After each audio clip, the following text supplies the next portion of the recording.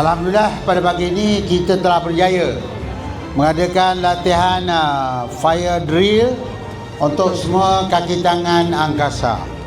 Latihan seperti ini penting pada organisasi seperti angkasa untuk memastikan warganya siap sedia dalam menghadapi kebakaran, situasi kecemasan ataupun kebakaran di angkasa sebagai tempat kerja.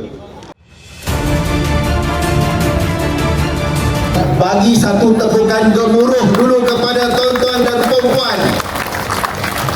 Okey, tuan-tuan dan puan-puan, sepanjang yang saya melatih dan juga buat fire drill, pasukan kecemasan angkasa adalah tim yang paling terbaik, tuan-tuan. Diorang punya spirit eco, diorang punya tim, diorang punya semangat, diorang punya achievement diorang memang A++.